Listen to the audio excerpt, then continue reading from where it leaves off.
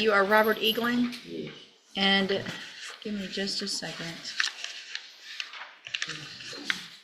Mr. Eaglin is charged with aggravated assault on a family member with a deadly weapon, and Mr. Lewis has filed a motion asking that his bond be reduced. The bond is currently,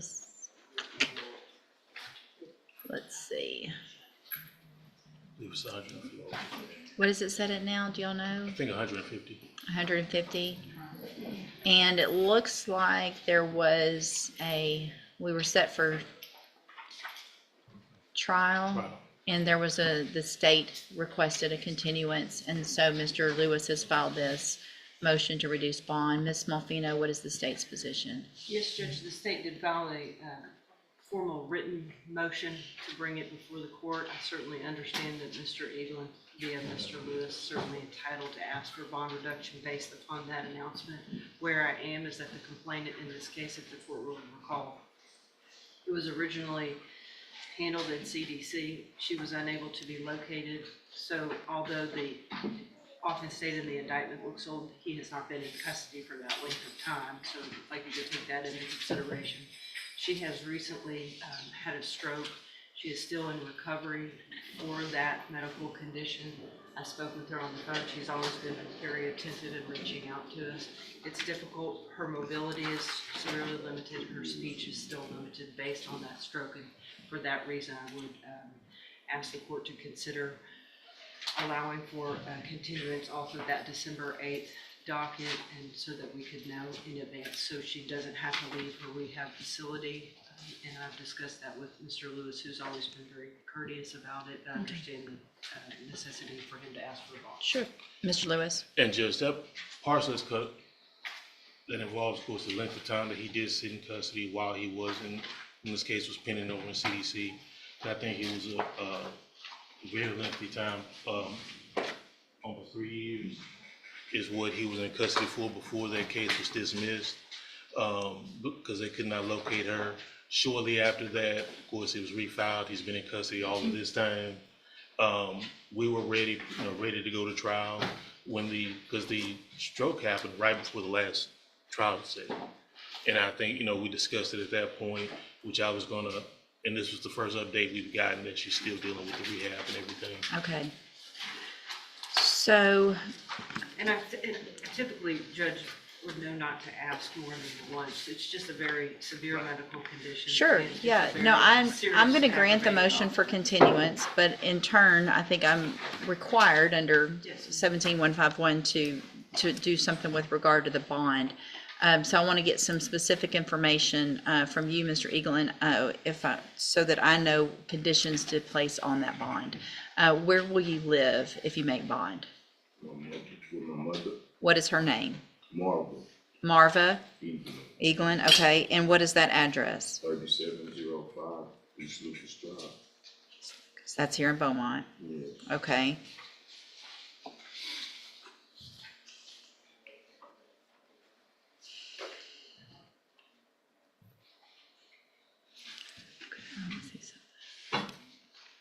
As far as you know, Ms. Malfino, obviously there will be some restrictions and no contacts. Was there any issue that you know of when Mr. Eaglin was out from the time that case was dismissed until the case was refiled with any type of contact or threats or communication with the complaining witness?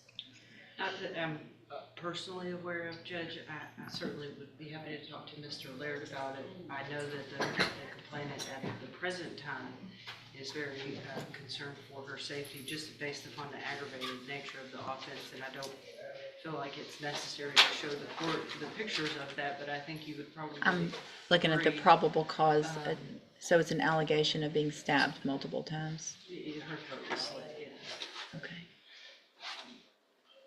Again, I certainly understand the bond requirement and would ask that in the event he does postpone, that he have to wear a GPS at all times so that we can monitor his whereabouts. I know the complainant's whereabouts. I would like him not to know that, and also for him to remain in Jefferson County, specifically in Belmont. If the court would allow.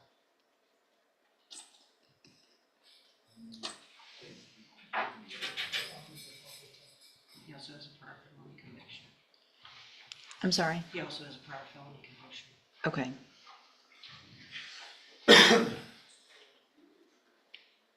All right, so here's what I'm going to do, based on the, my granting that motion for continuance. I am going to grant the motion under 17.151 to reduce the bond as well in Mr. Eagle's case. I'm going to reduce your bond to $25,000 in your case.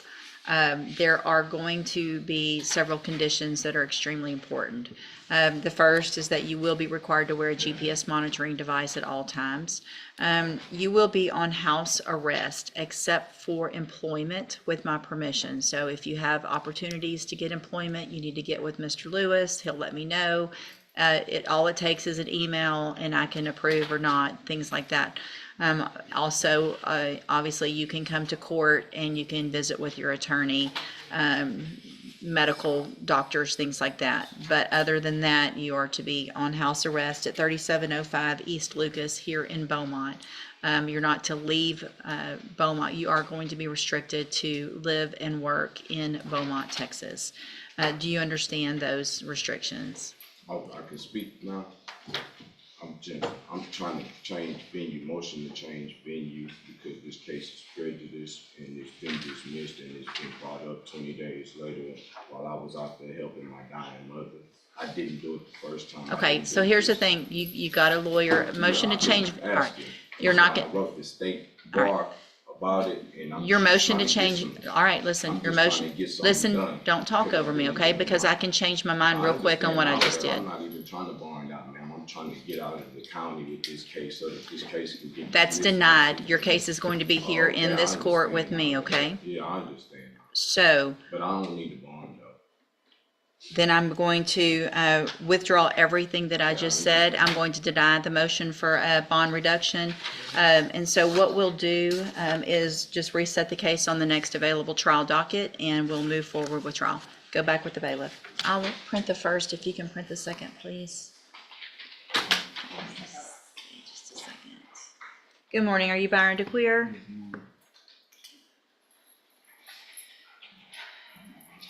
Will your client waive the formal reading of the motion in each case? He will, Your Honor. Give me just a second.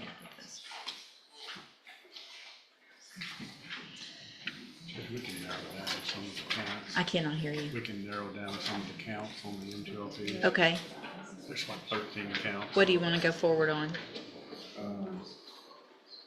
We'll go for first 7. Okay, state's going to proceed on 1 through 7 in each case. Okay.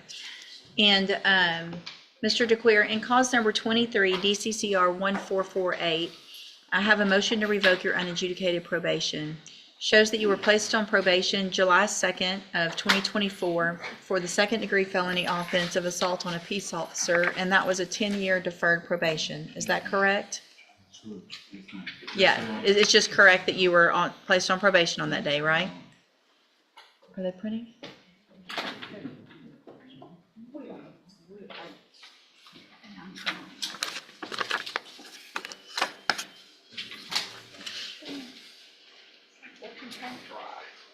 Huh?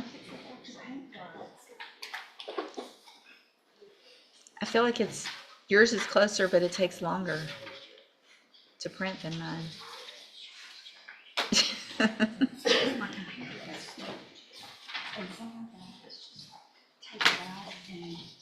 Do we need a new print? What do we need to do? Everything? We need a new TV. We need a new printer. We need new computers. Thank goodness it's Christmas. We need new tablets. Just ask Santa. Unfortunately, Santa is on the 4th floor of the old courthouse, and I missed that opportunity during budget season to ask for all this extra stuff. Okay.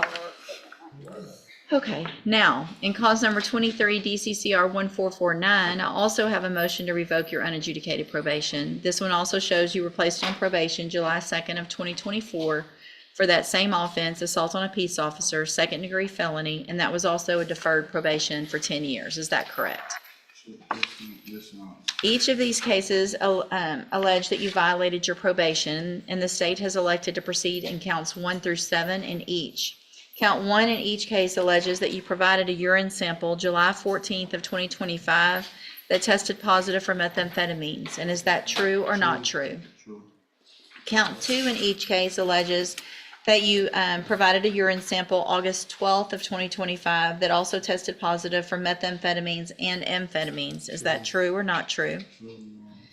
Count 3 in each case alleges that you provided a urine sample August 25th of 2025 that also tested positive for methamphetamines and amphetamines. Is that true or not true? Count 4 in each case alleges that you tested positive August 26th of 2025 for methamphetamines and amphetamines. Is that true or not true? True.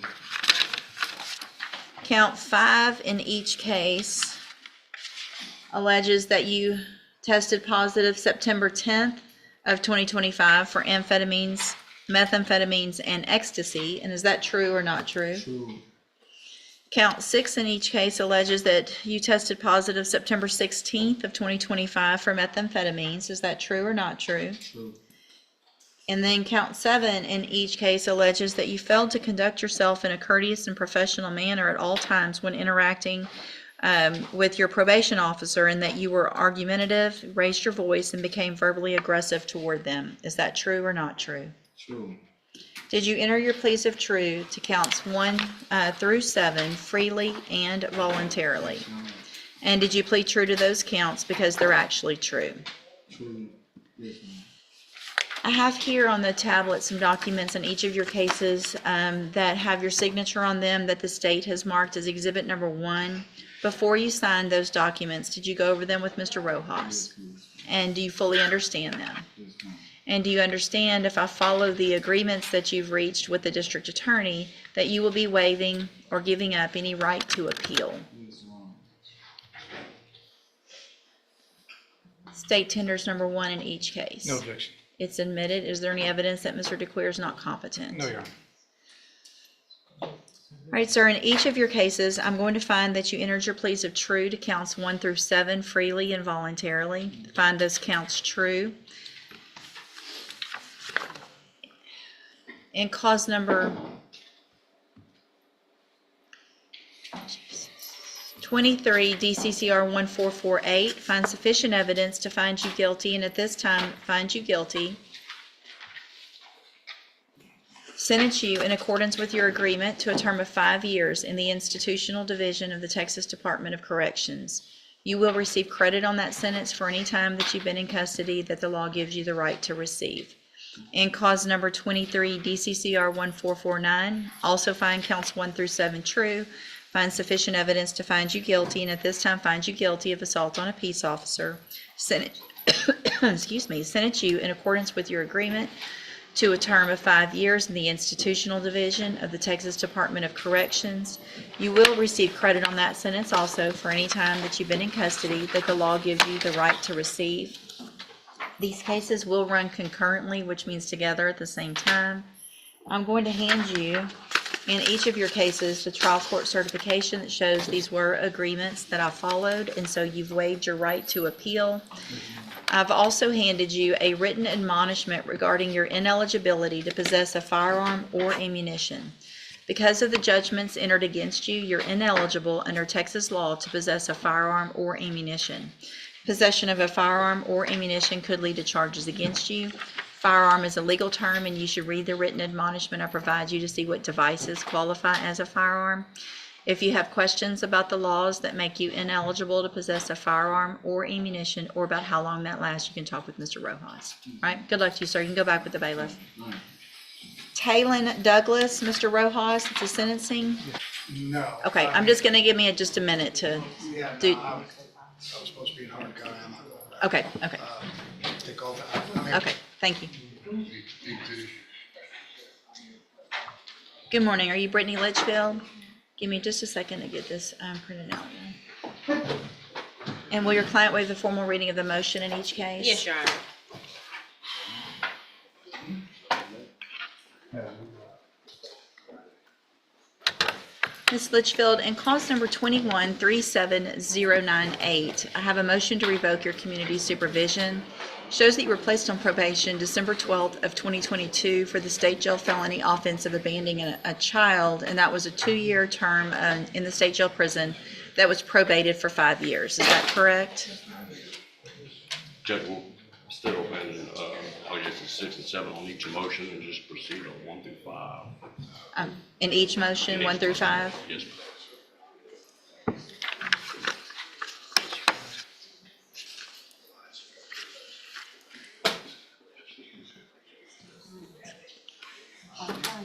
It's okay.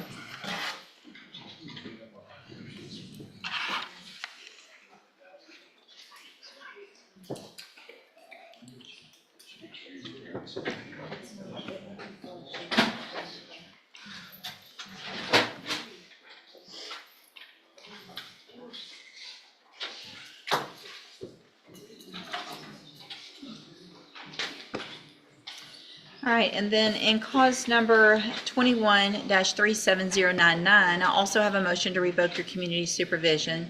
Shows you were again placed on probation December 12th of 2022 for the offense of abandoning a child, and that was also a 2-year term in state jail prison that was probated for 5 years. Is that also correct? Each of these cases, the state has elected to proceed on counts 1 through 5 in the motions. They each allege in count 1 that you violated your probation by failing to report to the probation department as directed October 15th, October 31st, and November 14th of 2024. And is that true or not true? Count 2 in each case alleges that you failed to work faithfully at suitable employment and provide verification of that. Is that true or not true? Count 3 in each case alleges that you failed to immediately report to the probation officer your current address. Is that true or not true? Count 4 alleges that you failed to provide verification of performing the community service hours that were required. Is that true or not true? And then count 5 alleges that you failed to provide verification of entering and successfully completing the parenting class. And is that true or not true? Did you enter your pleas of true to counts 1 through 5 freely and voluntarily? Yes, ma'am. And did you plead true to those counts in each case because they're actually true? Yes, ma'am. In each of your cases, I have here on the tablet some documents that have your signature on them that the state's marked as exhibit number 1. Before you signed these, did you go over them with Ms. Holmes? Do you fully understand them? And do you understand, if I follow the agreements that you've reached with the district attorney, that you will be waiving or giving up any right to appeal? State tenders number 1 in each case. No objection. It's admitted in each case. Is there any evidence that Ms. Litchfield is not competent? No, Your Honor. All right, ma'am, in each of your cases, I'm going to find that you entered your pleas of true to counts 1 through 5 freely and voluntarily. Find those counts true. Find sufficient evidence in each case to revoke your probation. In cause number 21-37098, revoke your probation and reassess your punishment in accordance with your agreement to a term of 12 months in the state jail prison. You will receive credit on that sentence for any time that you've been in custody that the law gives you the right to receive. And then in cause number 25-37099, also find sufficient evidence to revoke your probation, and at this time revoke your probation, reassess your punishment in accordance with that agreement to a term of 12 months in the state jail prison. You will also receive credit on that sentence for any time that you've been in custody that the law gives you the right to receive. These cases will run concurrently, which means together at the same time. I'm going to hand you in each case the trial court certifications that shows that these were agreements that I followed, and so you've waived your right to appeal. I'm also handing you a written admonishment regarding your ineligibility to possess a firearm or ammunition. Because of the judgments entered against you, you're ineligible under Texas law to possess a firearm or ammunition. Possession of a firearm or ammunition could lead to charges against you. Firearm is a legal term, and you should read the written admonishment I provide you to see what devices qualify as a firearm. If you have questions about the laws that make you ineligible to possess a firearm or ammunition, or about how long that lasts, you can talk with Ms. Holmes. Good luck to you, ma'am, and thank you for being here. Good morning. Are you Maya Sparks? Yes, ma'am. And will your client waive a formal reading of the indictment in each case? Yes, sir. Ms. Sparks, in cause number 25, DCCR 0145, you're charged with the 3rd-degree felony offense of assault on a public servant from October 30th of 2024. And how do you plead to that charge? Are you pleading guilty freely and voluntarily? And are you pleading guilty because you actually did what they've charged you with? Speak up, please. And then in cause number 25 DCCR 0146, you're also charged with a third-degree felony offense of assault on a public servant from October 30th of 2024. And how do you plead to that charge? Are you pleading guilty freely and voluntarily? Speak up, please. And are you pleading guilty because you did what they charged you with? In each of these cases, I have here on the tablet some documents that have your signature on them that the state has marked as exhibit number 1. Before you signed these, did you go over them with Ms. Holmes? Do you fully understand them? And do you understand, if I follow the agreement that you made with the district attorney, that you will be waiving or giving up any right to appeal? So if I follow the agreement, you can't change your mind later. Do you understand? And it looks like the agreement that you've reached in each of your cases is for a 6-year deferred probation. There would be a $300 fine, and you would be required to follow all of the rules and conditions of probation. Is that your understanding? Do you also understand, if you're not a U.S. citizen, that a plea of guilty or no contest may result in your deportation, exclusion from admission to the country, or denial of naturalization under federal law?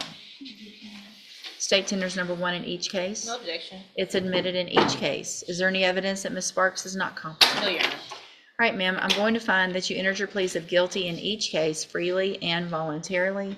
Find that you're mentally competent and you understand the nature and the consequences of your plea. Find sufficient evidence in each case to find you guilty. However, I'm going to reset your cases for sentencing so that the probation department can do a pre-sentence report. That'll give me more information about you and your cases, and then we will come back at a later date for sentencing. Mr. Nichols, what is the state's position on bond? Judge, I'm a little concerned about a PSI bond because of the way these cases occurred. There might be an issue that I do anticipate you at the very least being placed on mental health caseload. I don't think it's a competency issue. I've discussed it with Ms. Holmes. But I don't know if the court's going to decide that either an ISF or safety program is in the best interest here. Okay. The facts in this case involve threatening staff at a school. So it gives me a little bit extra concern. And there was one jail incident in the last week that gave me a little concern as well. Okay. Yes, Your Honor. So Ms. Sparks and I've spoken with her mother. Her mother is here. On this particular incident, there was a episode. She had a mental episode where she was not on medication at that time. She is compliant on medication now. Okay. And we are asking, her mother is taking care of her child. Her child was attending that school that she went to. And so I do feel that if she stays on her medication and stays compliant, that she would be okay. And so we were asking if the court would consider a PSI bond. I guess the concern is without the probation order where, has she been to Spinal Top before have you gone through Spinal Top before? You are a Spinal Top patient? She's diagnosed bipolar and major depressive disorder. Okay.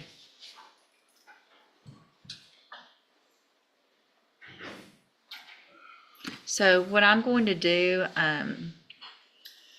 Ms. Sparks, just kind of based on also time of the year, I'm going to reduce the bond, but I'm going to have some very specific conditions on that bond. And you're going to have to follow those conditions exactly. If you don't, because you're going to have to give Ms. Holmes proof that you're doing some things that I'm going to order you to do.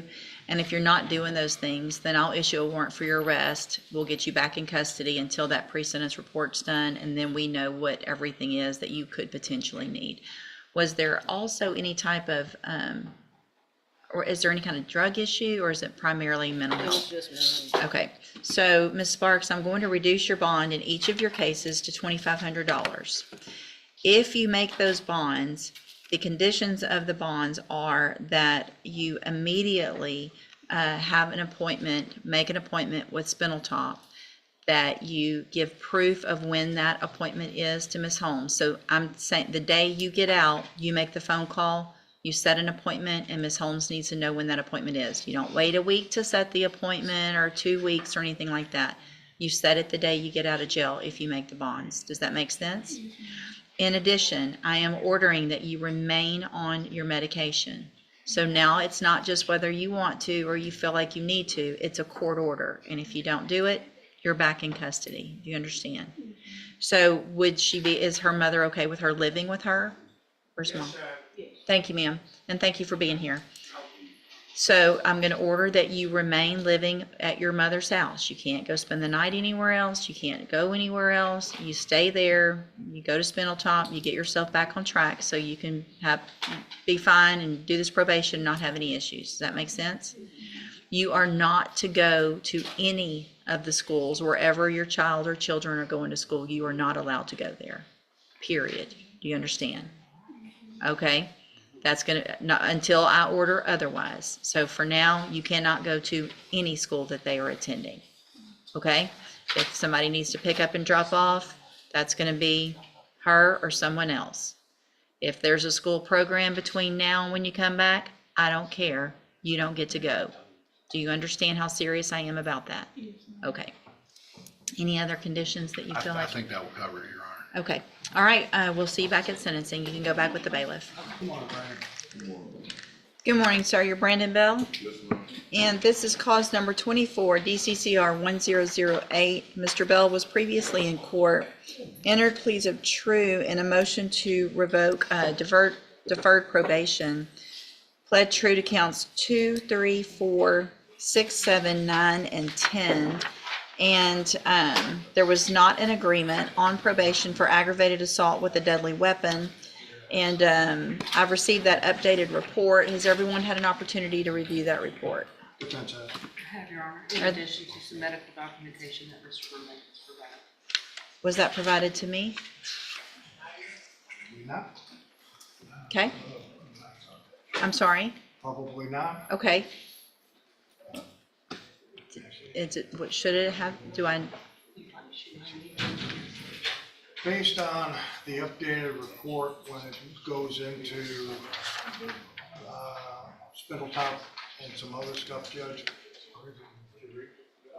Uh-huh. I don't know what you're talking about. Yeah, I mean, These are medical records from Spindletop. okay, And there's also medical records of how he lost his leg recently from being run over by a dump truck while working, okay, which I think are factors that need to be addressed. Probably in addition, Judge, if I may, to the fact that you were called the complainant in the underlying case for which he is on probation. It looked like a stretch to even put him on the probation with his history, but she was very adamant about wanting probation or even non-prosecuting, and she came and testified before you the last time the motion was set so that you could advise them both with respect to the no contact order, which I don't think either one of them were following, but I don't have proof of that, but I know Okay. that's been a concern, but I had some difficulty with that portion of the case. okay, And if the court would also remember, she was expecting another child, they are expecting another child. And okay.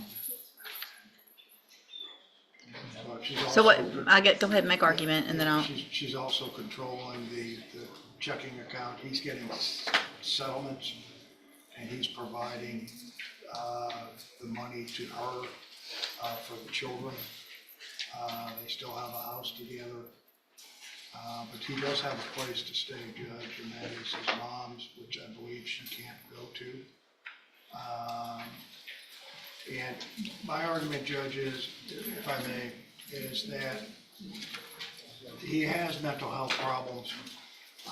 He's had some problems in reference to possibly smoking marijuana, but I think it's contributed to things that he has gone through in life. As I said, I have some medical in reference to an amputation. Of course, he's lost part of his right leg. That was due to a dump truck backing up over him while he was working.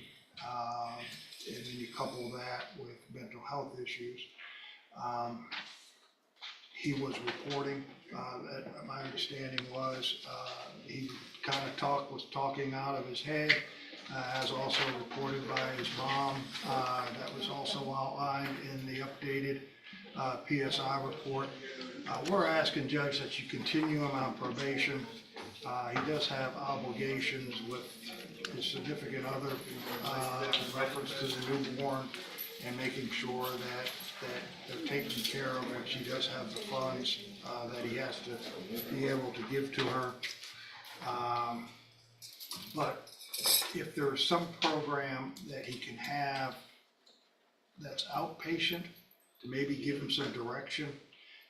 One last time, he was put on probation in April of this year, Judge. We're now in November, but the problems have been going on. But he does need to go back to Spindletop. He does need to say this is what you do or not. I mean, according to the pre-sentence report, he is reporting. It's not like he's not reporting. He's trying to pay or has been paying and trying to do stuff. I think he just needs a little bit of a correction and see whether or not he can do it. And couple all that, I've had extensive conversations with his wife. I've tried to tell her the way it has to be as of yesterday. We've talked over the phone in the way that it would have to be in reference to separation until they learned how to possibly get along together. So that's what we're asking for, Your Honor.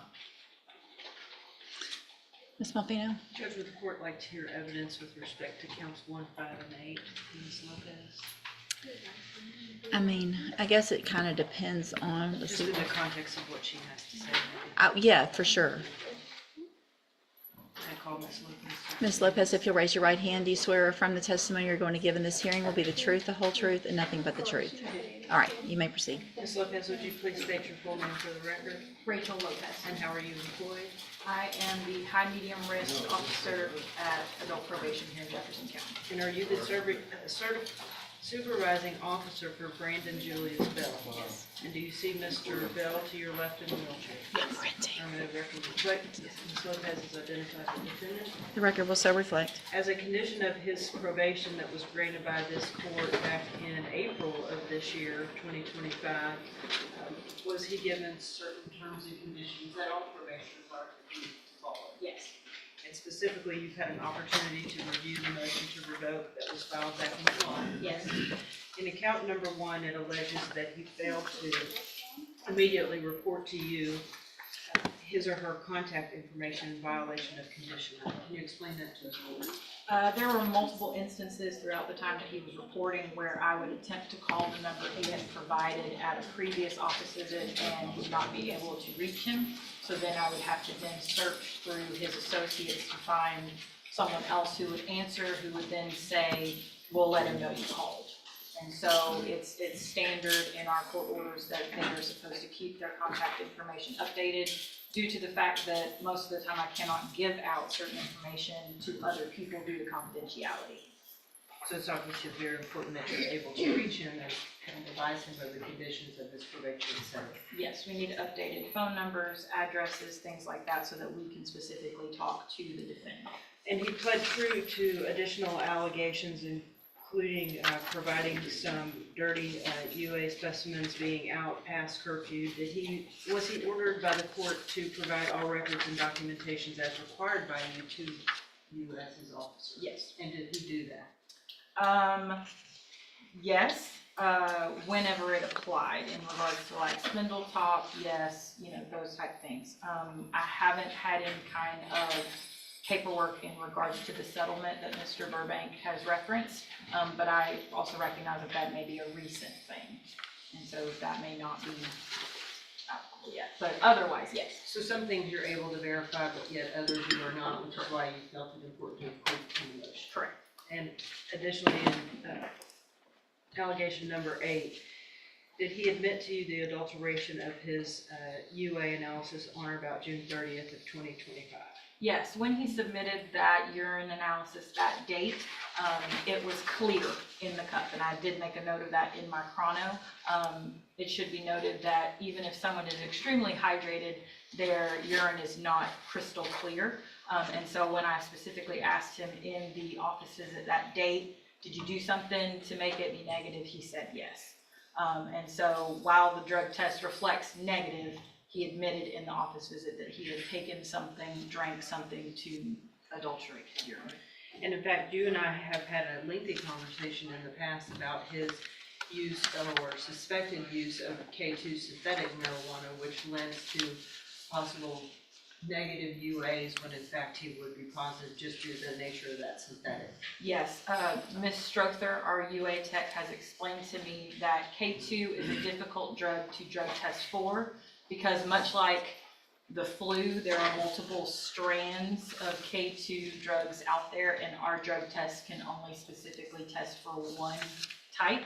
And so if he had not used that specific type, it would test negative.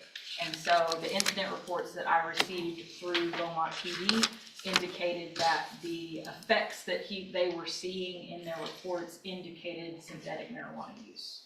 And that information is also reflected in your update to the court, correct? Correct. With respect to how his behavior appeared to be altered, involving odd hours, showing up at odd places, attempting to contact the complainant, etc., regardless of whether or not they mutually agreed to do so.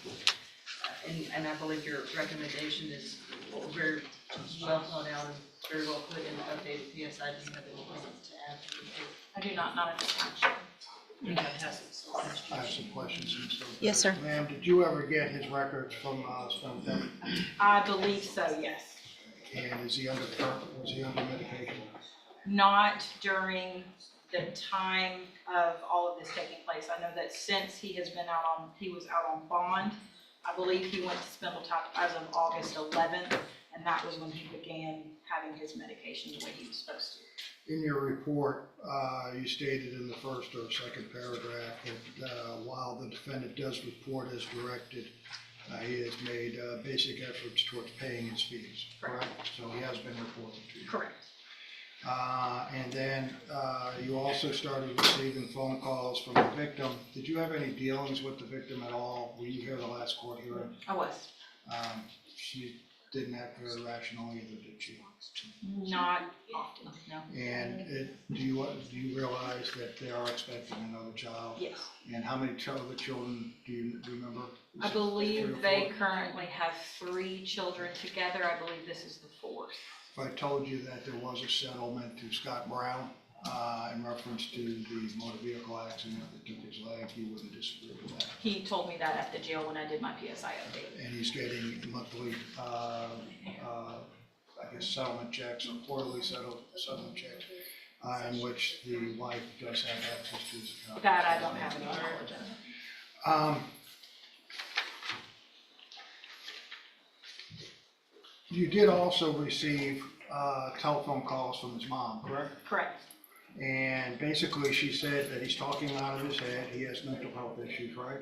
She did at one time, yes. She didn't know, well, has to be between April and now, right? Yes. Because he was put on. Specifically whenever he was out on bond. Okay. He did appear to be kind of delusional state, correct? Yes. Unable to remember reference to taking medications or injecting, so he was on some type of medication, correct? Correct.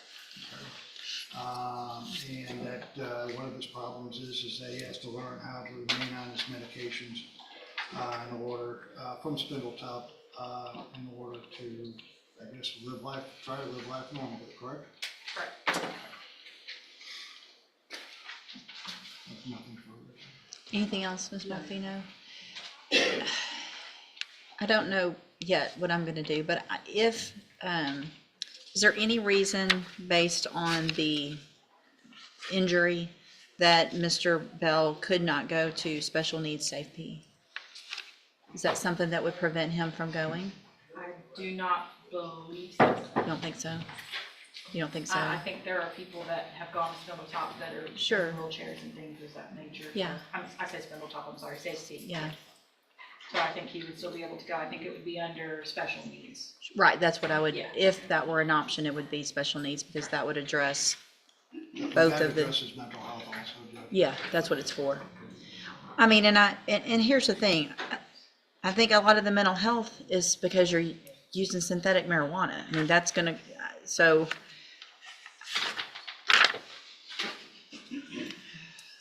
Ms. Malfino, anything else? Judge, I think you have a lot of information before you end your decision. I do think it important, and I didn't want to hide behind the fact that we have had the issues with the complainant that she did come and testify. And that's the only thing that's keeping me from doing probably what needs to happen, But I don't have an interim update with respect to her. have you heard anything? I have not heard anything since all of this happened. The reality is she's called me multiple times and complained and said that Brandon's here and she wants him gone. But Ms. Lopez, please don't send him to jail. She is very back and forth about it. My largest concern, Your Honor, is that the offense that the defendant is on probation for is extreme. And my biggest issue in truth is the fact that Mr. Bell does not take any responsibility for any of it at all. I don't disagree. Can I just have one question, Judge? Did his accident happen after When did your accident happen? November 4th, of last year? was it? Of last year? So all this has happened since he's been on No, but was probation. this No, prior. before- was that prior His to accident his was accident? prior to when he was placed on probation. Right. No, but how about the incident itself? That is Oh, the probation. underlying offense? Yeah, April of last year. So the underlying offense was prior prior to his. to the injury. But the injury was prior to probation, where he's still, I mean, regardless of you can still do things to injure someone, to harass someone, to put someone in fear with or without a leg. And that's what he's done. That's what you've done.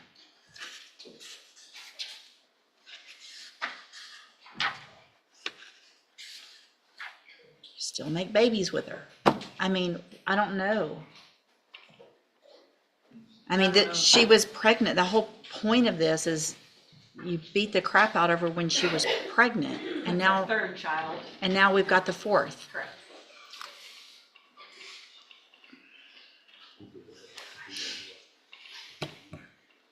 Judge, would you like me to do a bailiff's call for her and see if for some reason she showed up today and Sure. court needs to speak with her? Adriana Bell?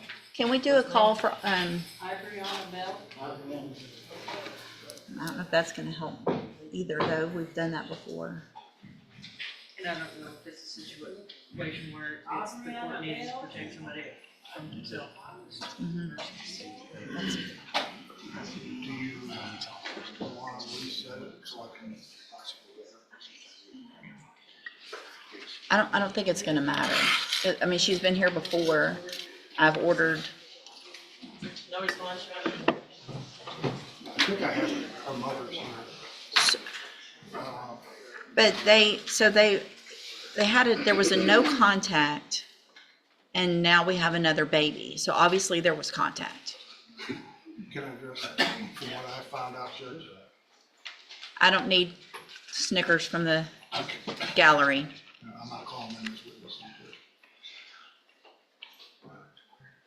Every time they got mad at each other is when she got on the phone. But she got on the phone, but that's him blaming. He beat her. You admitted to beating her. So she's probably scared when he gets mad. And then it gets okay, and then it gets mad. And he doesn't know how to get mad without beating the crap out of her.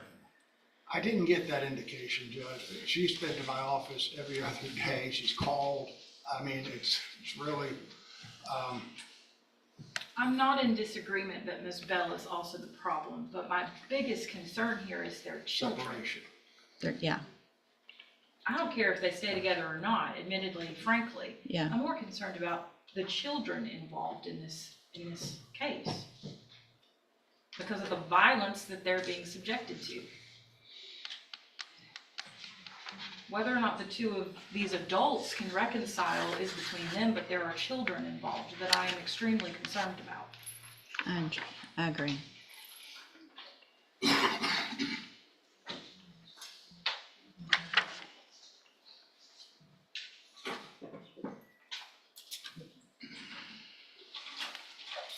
All right, here's what I'm gonna do. Mr. Bell, I don't feel like I have any other choice at this point but to protect your children and to protect your, I don't know if y'all are married, girlfriend, wife, mother of your children from you. I understand the mental health issues. From what I can tell, most of those are self-induced because you were using K2. There haven't been an incident since I've been on probation. That's not true. I haven't had no abuse cases. I've been on probation. Okay, so you haven't abused her, but you weren't even supposed to be around her. I gave you She told me don't that talk she- over Yes, me, ma'am. because y'all I told you when I put you on probation that she cannot give you permission to violate my order. Yes, ma'am. She can't say, it's okay, come on over. She came to my house. I was staying in the house. She wasn't staying there. Lock the door, kick her out. You're the one that's gonna go to I know, prison. she said that she called the laws to kick me out, and you said it still was a issue. She called the laws to kick me out. My mama came and got me, and I've been staying with my mama. I ain't been around her. She been calling the laws on me every time she come to my house. I paid $100,000 cash. Why are you still having sex with her and having babies? That's early on. Early on when? We've only been doing this for 6 months. You've had 6 months and all this has happened in 6 months on probation. It happened 3 months because she finna have a baby next week. 3 months before I was on probation.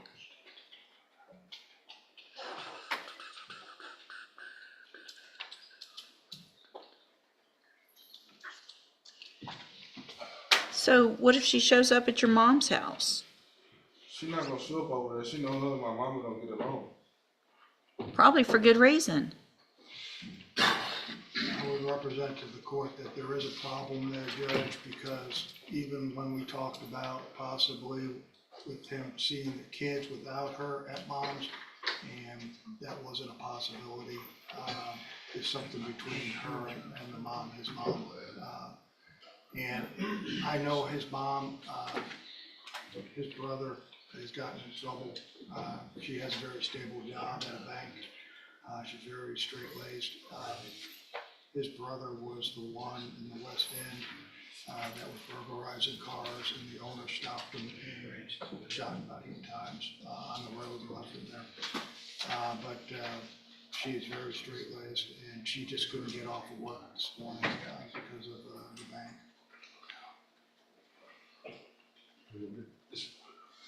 So, But he needs something, Judge. I mean, well, but we tried to give it to him. well, I'm talking about. I have money now to pay for my battery class too. I have money to pay for my battery class and pay off my probation. I'm not as worried about you paying off things as I am you having continued contact with her. I'm not gonna be in contact with her anymore.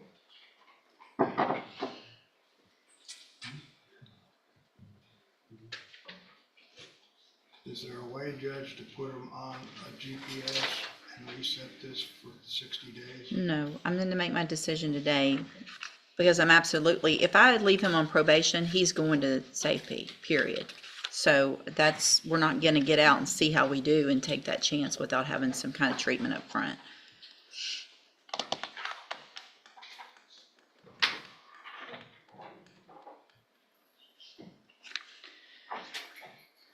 I don't know. Y'all hold on a second. Just don't take them far. All right, this is cause number 24, DCCR 1386. And are you Cecilia Delaney? And Ms. Delaney is in court, was previously found not competent to stand trial, was transferred to the John Dunn Behavioral Science Center for competency restoration for a period of not to exceed 120 days. I have received the report from them and we'll take judicial notice of the court's file, including that report. Included in that is the trial competency evaluation report, which was prepared by Dr. Mary Ann Robinson. The opinion in that report is that Ms. Delaney is still not competent to stand trial, and that further treatment would be required for competency restoration. In addition, there is a forensic psychiatry report that was prepared and by a Dr. Selleck, S-E-L-E-K. Again, the finding it with him is that she is not competent to stand trial. Additionally, we have a physician certificate of medical examination for mental illness from Dr. Selleck. The finding in that is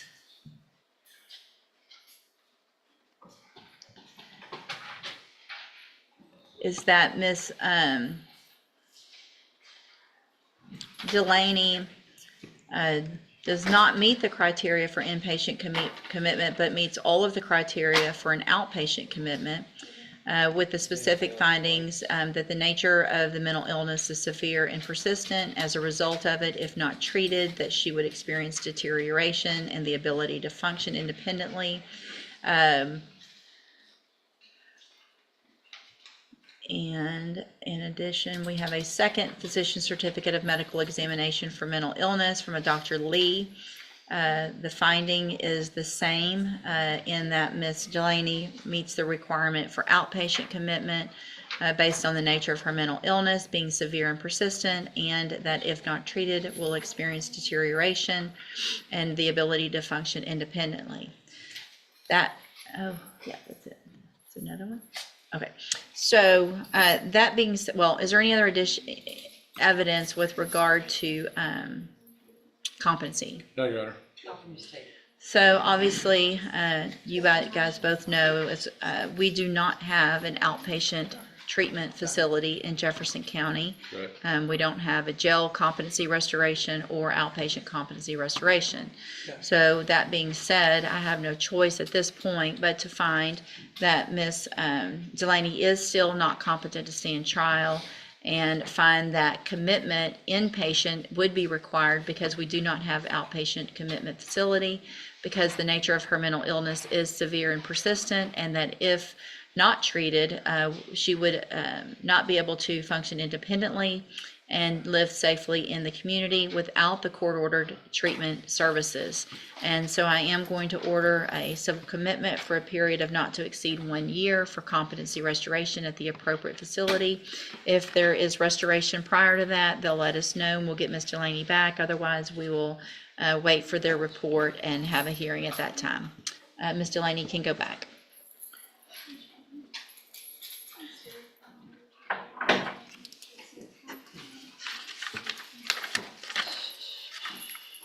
Ms. Perazzo, are you ready on Trevon Alexander? Good morning, are you Jeremiah Branch? Will your client waive the formal reading of the indictment in each case? Yes, Your Honor.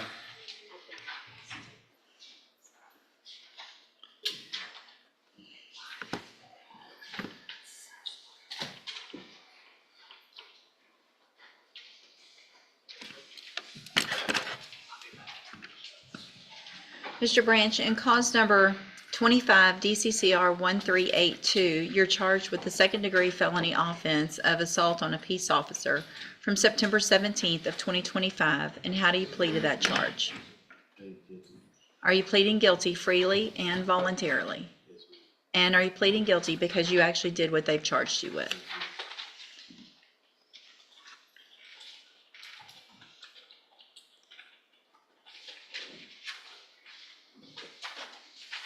And then in cause number 25 DCCR 1385, you're charged with the second-degree felony offense of robbery from September 17th of 2025, and how do you plead to that charge? Are you also pleading guilty freely and voluntarily? And because you did what they've charged you with? In each of these cases, I have here on the tablet some documents that have your signature on them that the state has marked as exhibit number 1. Before you signed these, did you go over them with Mr. Kimler? Do you fully understand that? Yes, ma'am.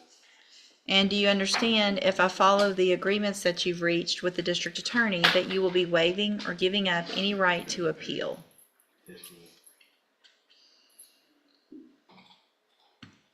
And it looks like the agreements in each of your cases are for 10-year deferred probations, $500 fine in each case. You would be required to follow all of the rules and conditions of probation. And there would be dismissals and cause numbers 25 DCCR 1383 and 1384. Is that your understanding? Yes, ma'am. Do you also understand, if you're not a U.S. citizen, that a plea of guilty or no contest may result in your deportation, exclusion from admission to the country, or denial of naturalization under federal law? State tenders number 1 in each case. No objection. It's admitted in each case. Is there any evidence that Mr. Branch is not competent? Your Honor, I believe he meets the legal standards for no competency. All right, sir, I'm going to find in each of your cases that you entered your pleas of guilty freely and voluntarily, find that you're mentally competent and you understand the nature and the consequences of your pleas, find sufficient evidence in each case to find you guilty. However, I'm going to reset your cases for sentencing so that the probation department can do a pre-sentence report. That'll give me more information about you and your cases, and then we will come back later for sentencing. Mr. Smith, what is your position with regard to bond reduction based on the nature of these plea agreements? I just printed out a PC. Not Let me take a look at this real good grief.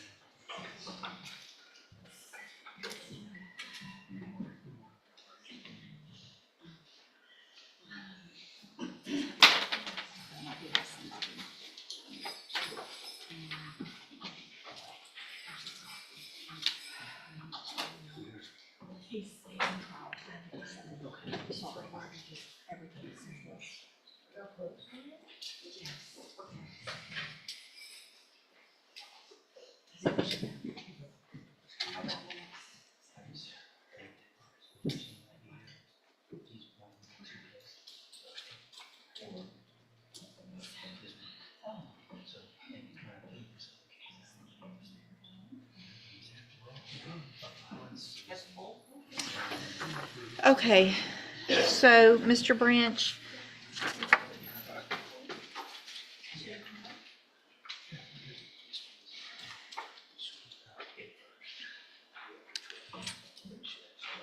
is there any criminal history? How old are you? It is 32. There is criminal history? one state jail judge. I think I'm not going to adjust the bonds due to the nature of the offense. I have taken a look at the probable cause affidavit. I just want to make sure that there's a substance abuse assessment done, make sure there's no issues with that and or any mental health issues that would need to be addressed. If we can also take a look at any mental health issues so that I know at sentencing if there's any other requirements that I would want to impose before release so that we don't end up with this kind of issue again.